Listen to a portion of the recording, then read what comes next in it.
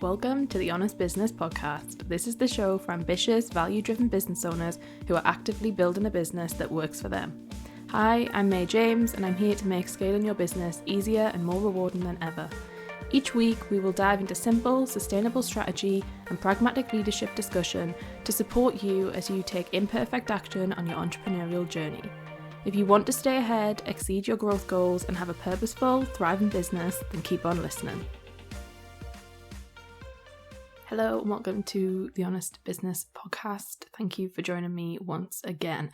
This episode I think is going to be very helpful and useful. So as always, we're going to dive straight in. Here are 21 trend predictions for the rest of 2022.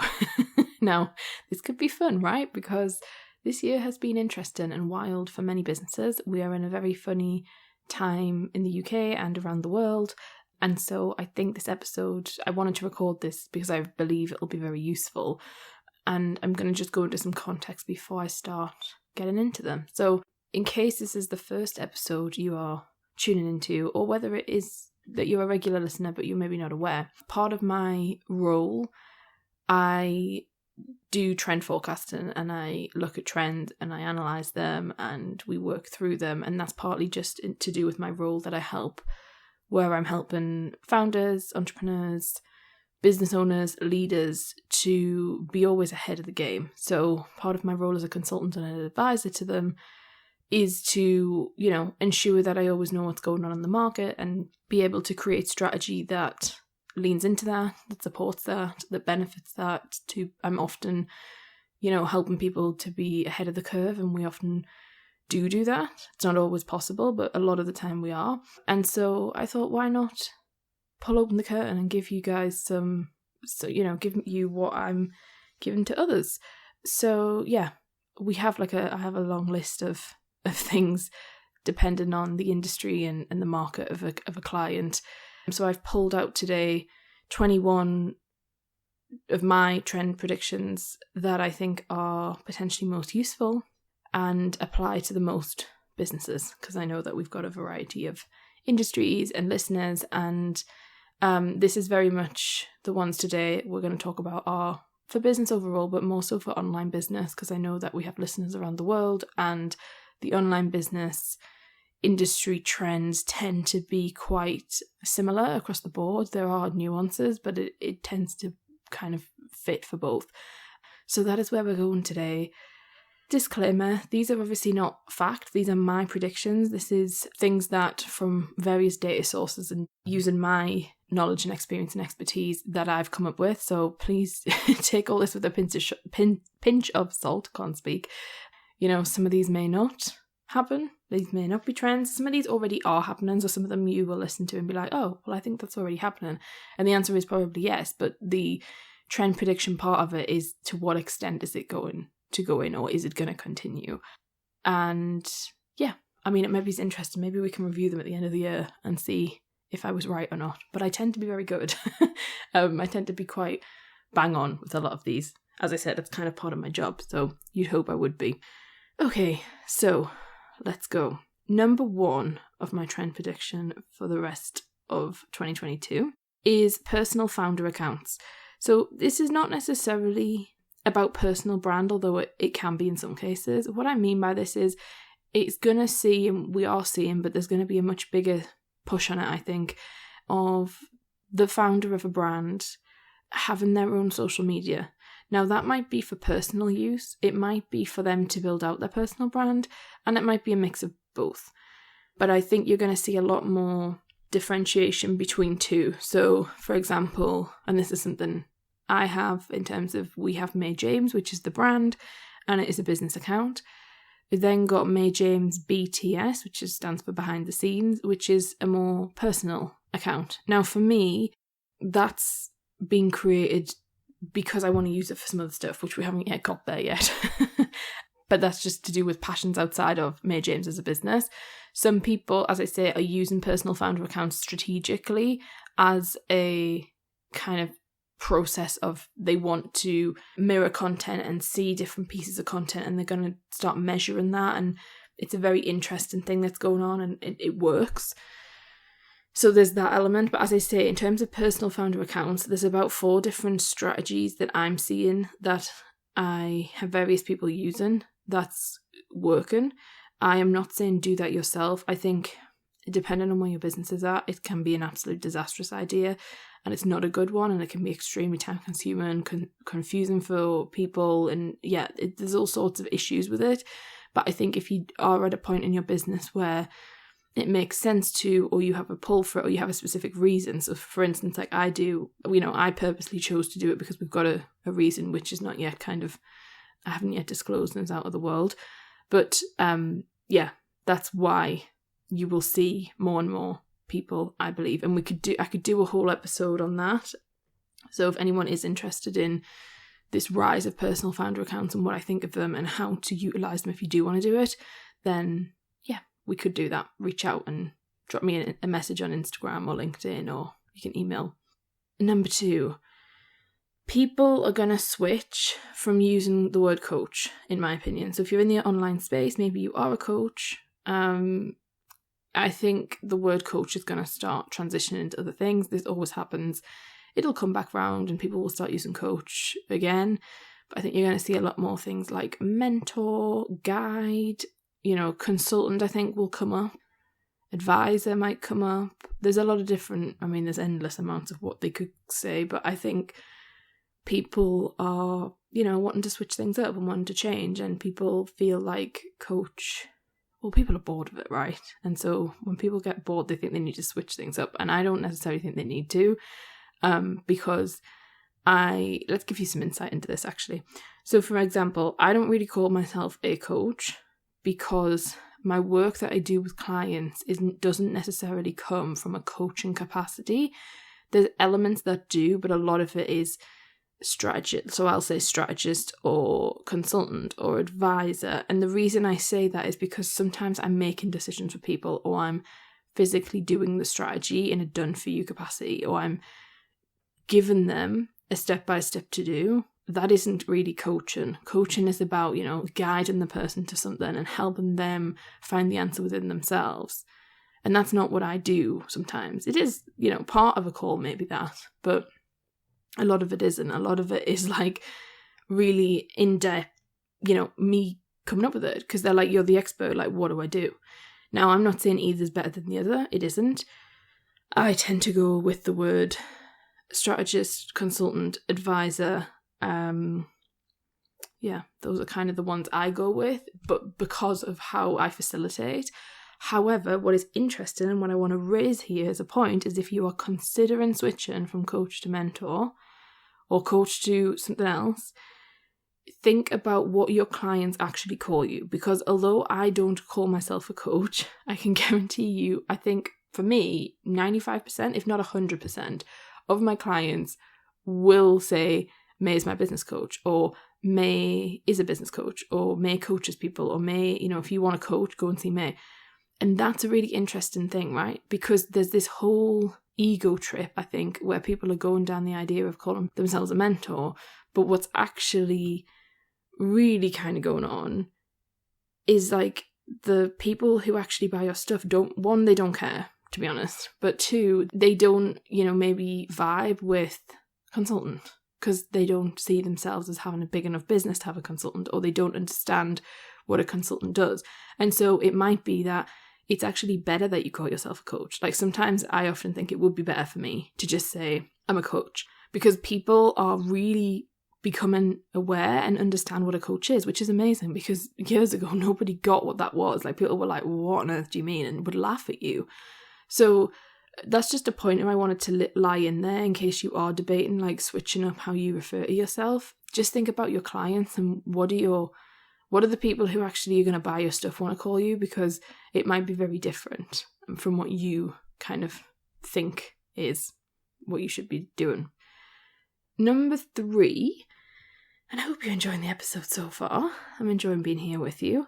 Number 3 is that we're going to see a lot more businesses close. We just are. And that's sad. And it's not great. But we are going to see a lot more businesses close. And in turn, we're going to see a lot of people disappointed, confused, feel a bit burnt, feel a bit confused by like like what they should be doing, and they're going to feel like a loss aversion. So the reason I brought this up, and I think so key, is because in the online business space, there is going to be a mass exit. I'm sure if you're listening to this, you might know someone either in your network who had a business and doesn't now, or has taken a break or a step back. It's becoming very popular, and it's only going to get more and more popular. And what often happens is these people just disappear out of nowhere, and they put an Instagram up and they'll say like, back, maybe back later or whatever, like some kind of thing. And everybody's allowed to do whatever they need to do for themselves. So this isn't like a bashing thing or saying that you shouldn't leave. I'm just saying this is a trend that's going to happen. And for those of you who are making investments, that might mean you become a bit like, not scared, but you get a bit like, oh, this is weird, because how do I know they're going to still be here?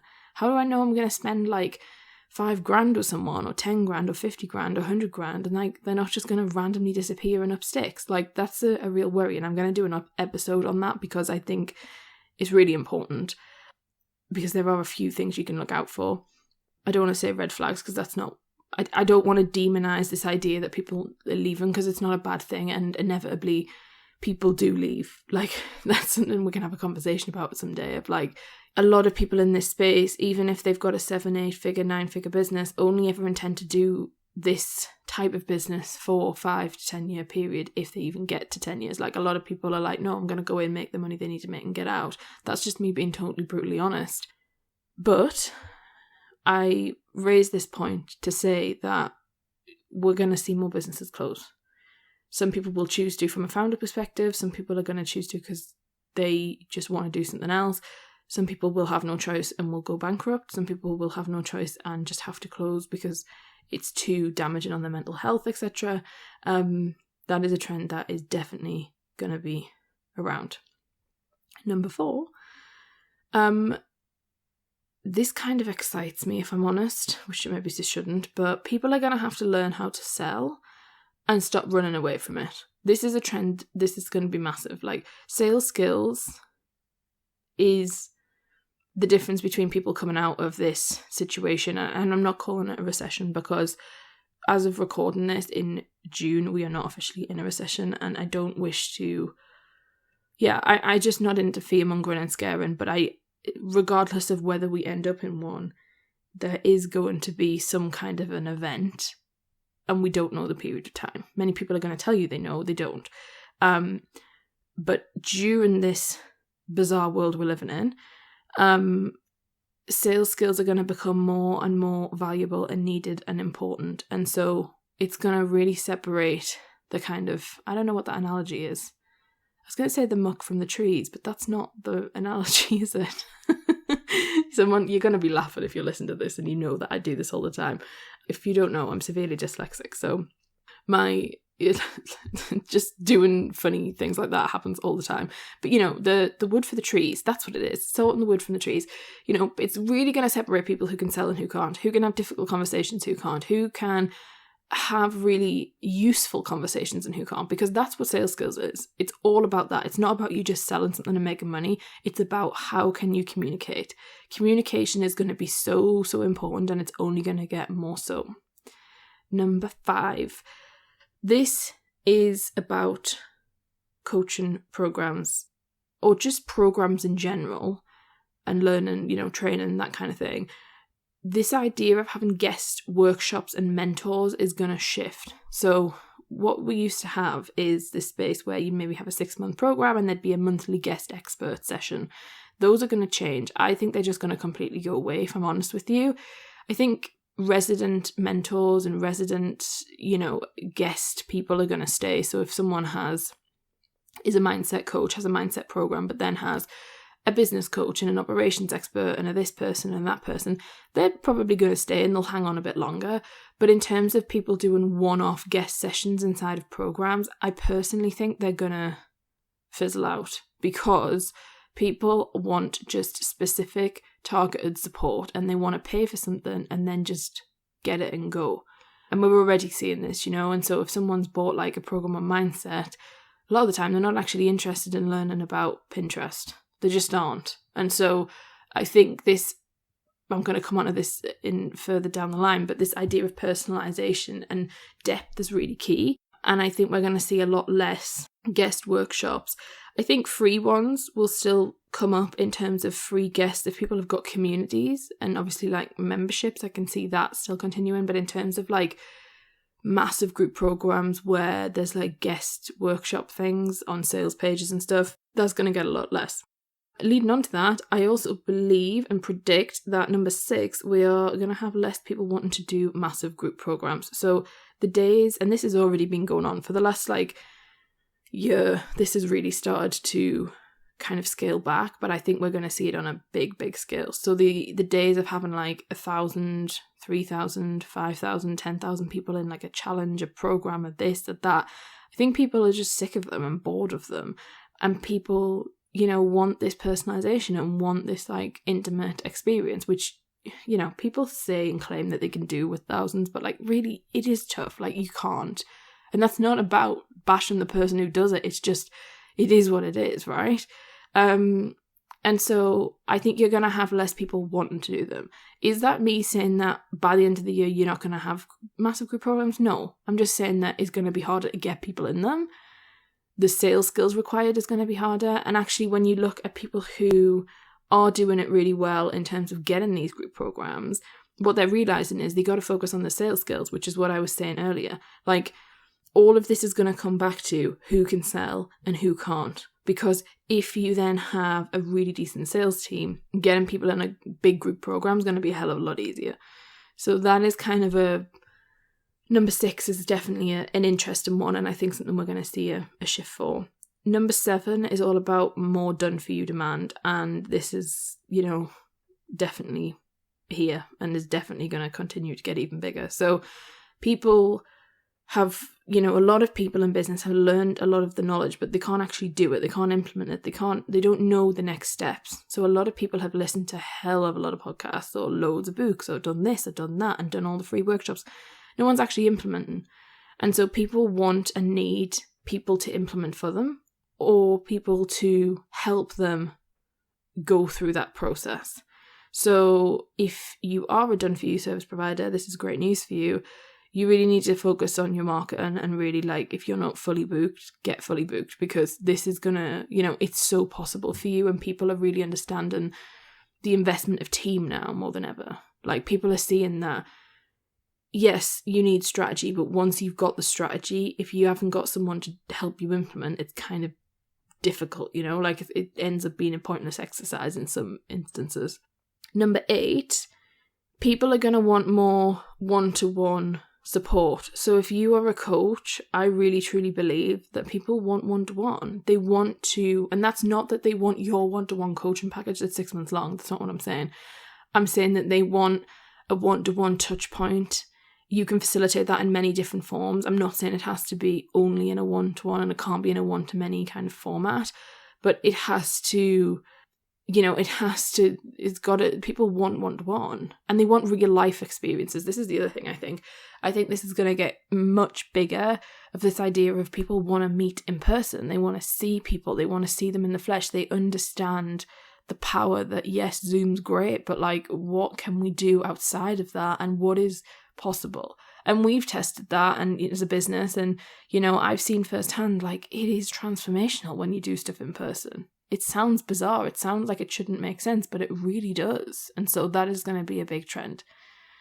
Number 9, there is going to be a big rise in agency style business models. Obviously, there's already thousands and millions probably of agencies in the world, but agency models are going to continue to grow, similar to kind of what I'm saying about done-for-you demand.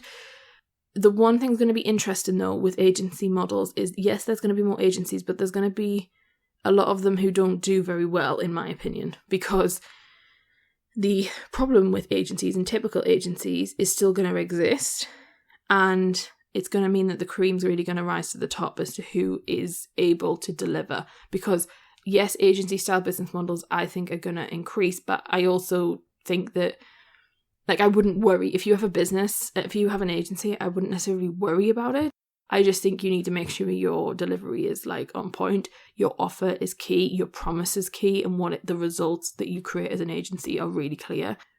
Because there's going to be a lot of people starting them, but they don't last very long and they're not really that great, in my opinion. But we shall see on that one. Some of you might be like, really? That's quite negative. But we've already seen this. Like, there's a lot of people trying to do it and it just doesn't, a lot of people are not really hitting the mark with it. Number 10, low cost offers are going to get, more common. So I think this idea of selling a low ticket thing is really going to just expand into more than it already is, which is great. That's fine.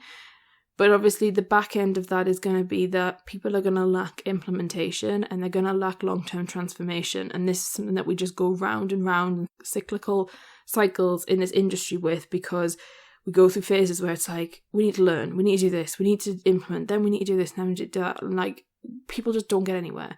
So as much as selling low ticket stuff is great, I think you need to be really intentional about what it is you're selling and making sure it has a start and an end point, and making sure that it has a clear journey for a client. Because if not, you just end up with people buying stuff, and that might be great for you right now, but in terms of the long-term longevity of that client, it can be limited if they buy something from you and then feel like, oh, that was just a PDF and that was great, or that was just this thing and it hasn't really hit the mark. Again, this is all about program design. It's all about offer design. It's also all about making sure what you're doing is just top notch. Hopefully you can see a theme here.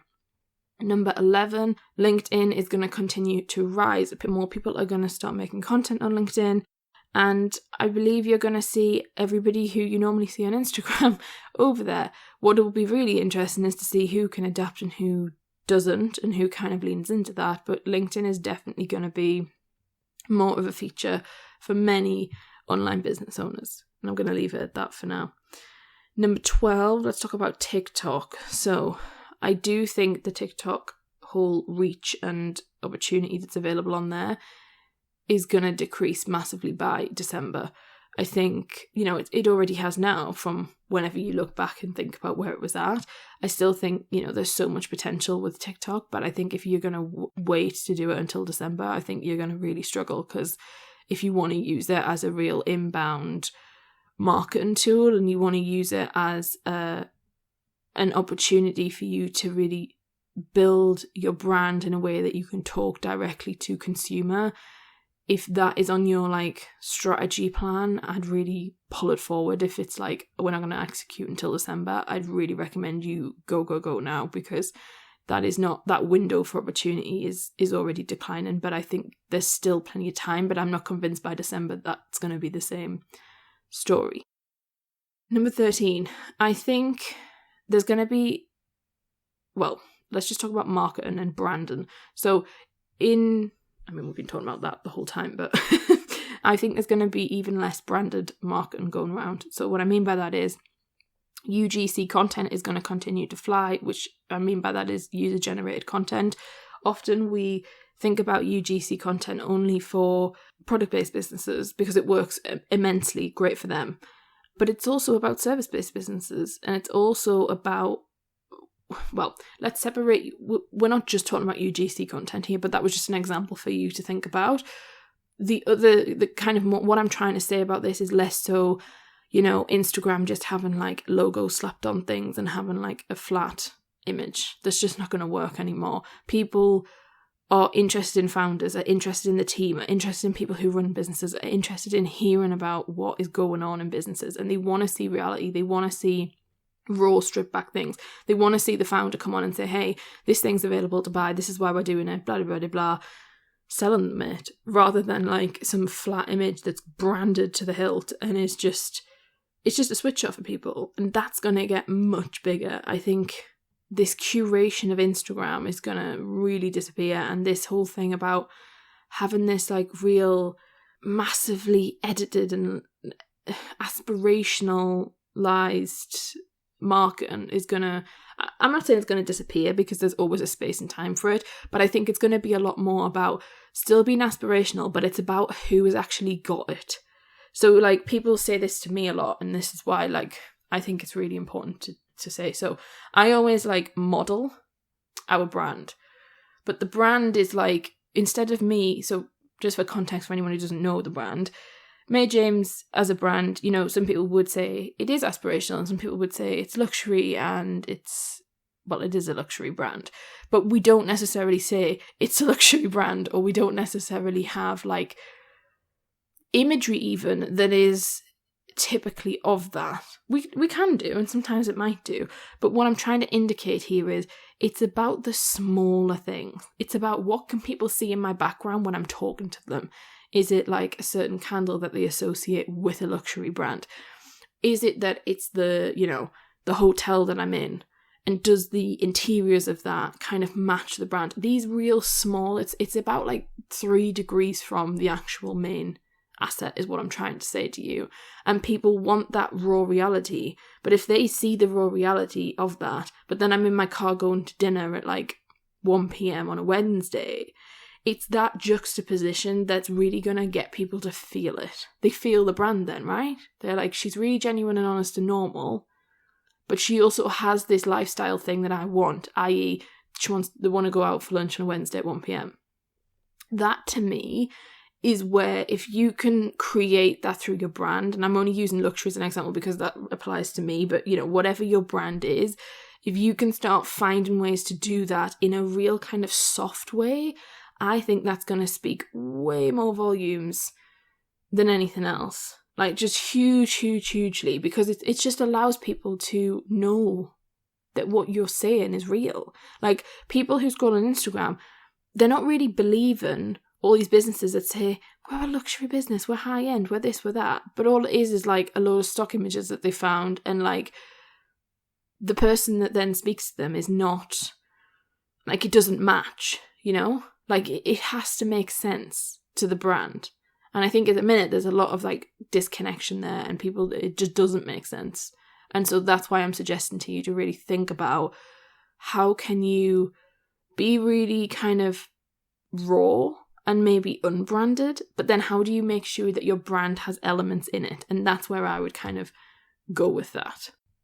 Okay, number 14 is paid activation events for launches. Let's talk about this. So what I mean by that is like, you know, like a challenge or a workshop or some kind of like email series or some kind of thing that people do to launch a product or service, as in like a coaching program or something. What is going to happen with those is they're going to turn into paid things, and they already have. They've existed as paid for years, so it's not like I'm saying anything new here, by the way. This whole episode, I'm not really saying anything new. It's just about pulling out what you might want to look at or focus on or think about.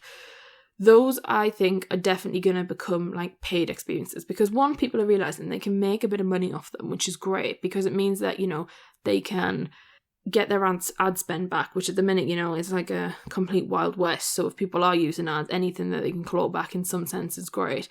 It also, that people are seeing that, you know, if people pay for something, they pay attention, and that does, you know, I really believe in that. It does work. And they're also seeing that people are not interested in free stuff anymore. And I know that sounds really bizarre, but like for me, for example, like I can't tell you the last time I signed up for something free. Like I just can't. And it's not like I've got anything to get. It's not like I'm like, oh, I won't have anything that's free. Not at all. It's just my brain is so conditioned to just be like scrolling on past. So this idea of paid activation events, I think, is gonna really get bigger. Whether that's a £27 fee, whether it's £100, £97, it's not going to be huge. I don't think people are not going to start charging extreme amounts, but I think that you're going to see that as a kind of trend a lot more, and people still then opening their launch and selling within that. Number 15. Generally, God, I can't speak again. Across the board, businesses are going to start changing up their models, kind of like, you know, what happened with COVID when everyone was pivoting. This is going to happen again, I think, in terms of like, especially businesses that have been going for like 3+ years.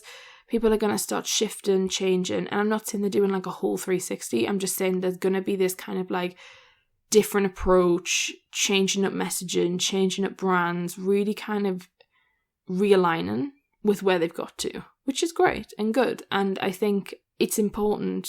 It's also, I don't know, I know many of you who listen to this might think I'm a very cynical person, because I'm very realistic and just a bit blunt, but we're also going to see a lot of people who followed a trend who now aren't in trend, who are then going to have to deal with that, or who followed the it coach of the moment that was 3 years ago and now isn't, and now is going to go after the next one. Like, that kind of thing is going to be very prominent, and you're probably going to see it and spot it and be like, yeah, May said that. You can see, you'll be able to like see it from a mile off. Number 16, more personalization than ever before is going to be wanted. That has been the case for the last, 5 years? But it is continuing. It's not going anywhere. So if you're considering things around personalization, I think that's really key. Whether that's even as a product-based business, I think that's still space. Not necessarily, having someone's initials on something, although that can work. It needs to be deeper than that now and more. So it's more like, if you have a printing business, can you create some kind of emotional connection with somebody? For example, I've seen an amazing person on TikTok who does, she's an artist, I think, / photographer, editor, that sort of thing. And, creates these amazing pictures of people's loved ones who are no longer with them, and can create if someone's got a wedding, they can use an old photo and they can Photoshop them in and they can make it look amazing, and they make, do all the bits and pieces they need to do for it to look good. That kind of level of personalization, that depth, that like insane amount of emotional connection you can get someone is an absolute goldmine for business at the minute. If you can do that in a business, it's incredible. So that kind of thing's really heavy and amazing, and like so much opportunity with. But also in terms of when I say personalization, I'm also talking about people who want certain packages or people who want things a certain way. Like, that's only going to get bigger and bigger because everybody's constraints are getting more and more intense. And so when we look at a market, we've got to think about, well, how's this going to go? It's not going to go the other way. People are not going to want generalized stuff. They just want more personalized stuff. And so I think this is a really important one. Number 17, I hope you're still with me. I'm trying to rattle through these as quickly as possible, but also giving a bit of context because I just think that's, helpful. Program guarantees are going to become really big to add a layer of security. So what I mean by that is like coaching programs, training things, even like done for you services often as well. They're going to become like, people are going to have guarantees with them. So people are going to be more into like saying, you will definitely sign 3 clients, if not you get your money back, or we'll add 10 grand a month to your monthly recurring revenue, and if we don't, then we'll stay with you and work with you for free until you do. That kind of vibe I think is going to be really huge, even from a product perspective of, this jacket is supposed to last you for 3 years, so if it doesn't, we'll give you it, but send you another one for free. I think that kind of level of guarantee is going to help because people are going to want security, right? Especially if we go into this huge, massive recession that people are saying about. And again, I don't want to go into it because people have been saying we're going to do this since COVID. I'm not stupid, and I'm not saying that we're not. I'm just saying I think it's very important to be careful with people's mental health and scaremongering and things like that. I'm not into. But yeah, adding layers of security from a buyer's perspective is definitely going to happen. The thing with that you're going to have to be really careful is from a business perspective, you need to cover your back, you need to make sure it makes sense, you need to really look at it and understand why you're offering program guarantees, and do you even need to do it. There's many things you can do to add security to the buying process and to the offer itself that isn't given a guarantee. So I'm not saying I'm against them, I think they can be great. I'm just saying you need to weigh up and make it specific to you and your business and where you're at. Number 18. We're listening to a podcast right now. I am also here to say the good news is I think podcasts are here to stay.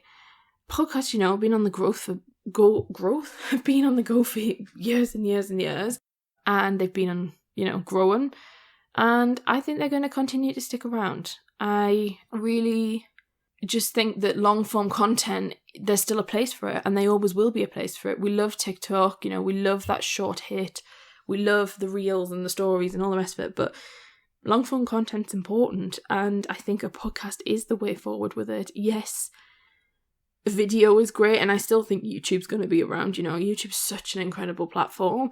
But if you're thinking about starting a podcast or you have a podcast, I say keep going, steam ahead. Like, people are really love a podcast, especially because people are so busy and ever, and they want to be able to multitask. And even though we know the brain cannot multitask, we're still going to try and do it anyway, right? So the idea of a podcast and people being able to listen in and do the washing at the same time, or, you know, do their workout or whatever, maybe you're listening to this in the gym right now, that's going to stay. So I'd say go with the podcast if you're thinking about that. Number 19, this is a prediction that this is, you know, maybe one of the riskier ones, but I'm going to go with it because I feel it in my gut and the data is kind of telling me so. So Black Friday, I think this November is going to be big. I think it's going to be a month long, probably, especially if you're in the US. I'm in the UK and I wouldn't be surprised. I mean, it is anyway, you know, if you think about the Amazons and stuff, they start in September or something. But in terms of businesses and small businesses, I think people are going to go for a way longer time period. And I think they're going to do really well. I am a person who, for small businesses, are actually quite into Black Friday. I know there's a huge debate on it, but I think it's from a sales psychology perspective hang on, I need to preference this. I'm not saying in terms of getting people to buy. What I'm saying is the market as a whole is so primed ready to buy that you can piggyback off the market and that other massive companies are paying for in terms of getting people aware if they have a problem, getting people ready to buy, that small businesses can really benefit from this whole optimization of people are buying anyway. Because once people's made a purchase, if they are on a purchasing roll, they'll buy from you so much easier than if you've got to like start from zero. So my view of Black Friday, and again, this can be an episode, is quite a positive one, or if you want to do like Small Business Saturday, but I think people are going to do well this Black Friday. So if you, like, now's the time to start planning your Black Friday offering or thinking about it or working out what you're going to do.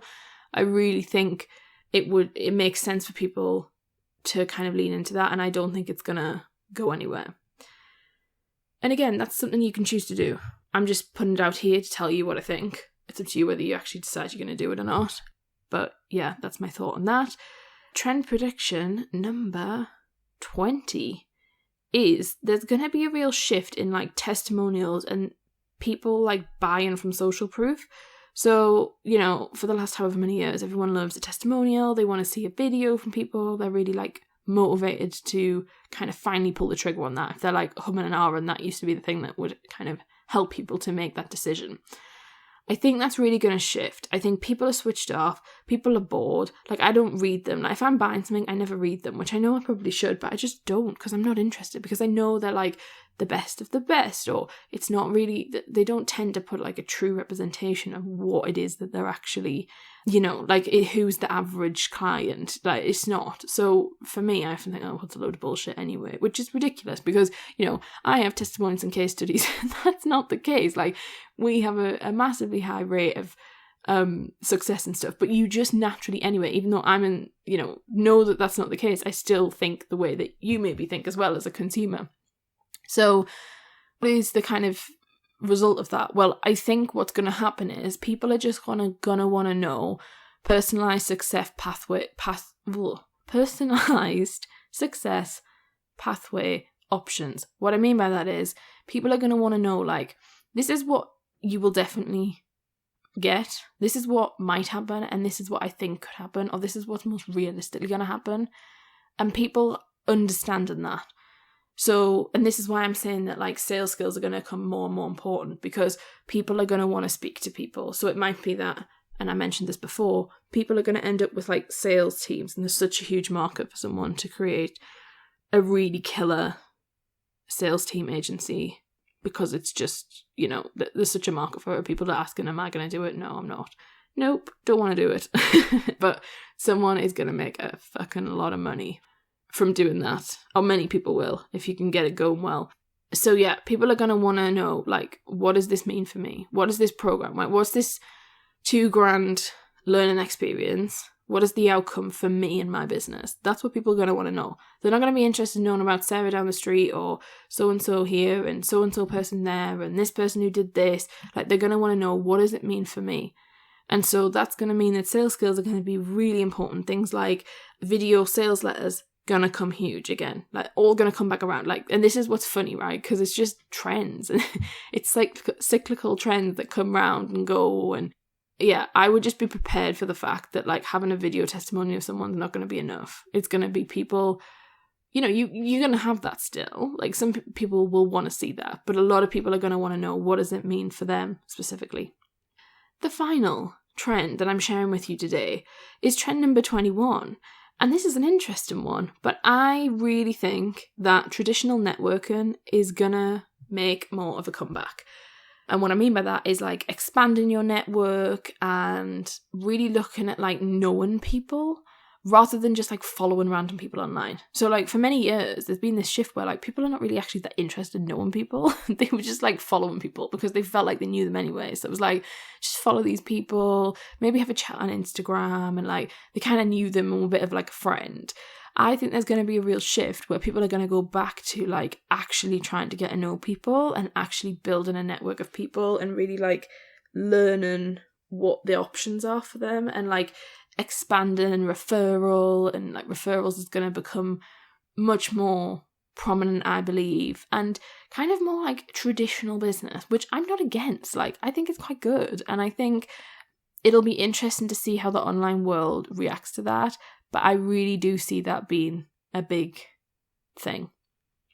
So those are my 21 trend predictions for the rest of 22. I've just realised I should have done 22, shouldn't I? And then it could have been like 22 trend predictions for 2022. Never thought about that. Oh well, hey ho. Those were 21, and I hope that's been interesting to you. I hope you found it useful. I hope maybe that sparked something in you and given you some kind of options for things to look at in your business maybe. As I say, I mean, there's loads, there's hundreds, but those are kind of the main ones that I think. And as I said, a lot of them you might be like, yeah, this is already happening. And like, yeah, it is. Because these were, a lot of the stuff I'm saying on here was the stuff that I said at the end of last year for the whole year.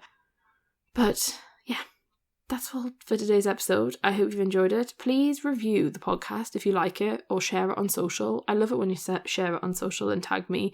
I'm at mayjames._ on Instagram. I'm mayjames on LinkedIn. You can find me. But I'll speak to you soon.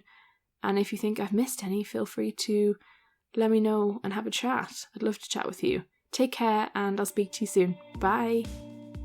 Thanks for listening to the Honest Business Podcast. If you enjoyed today's episode, make sure that you are subscribed. And if you'd like to support the podcast, please share it with others and leave a rating and review. To catch up with all the latest from me, you can follow me on Instagram at may.james_, where I share the raw, uncut, behind the scenes reality of what running multiple businesses every day truly looks like. As always, links and any resources that were mentioned in the episode will be in the show notes below. That's all for this episode, and I look forward to seeing you next time.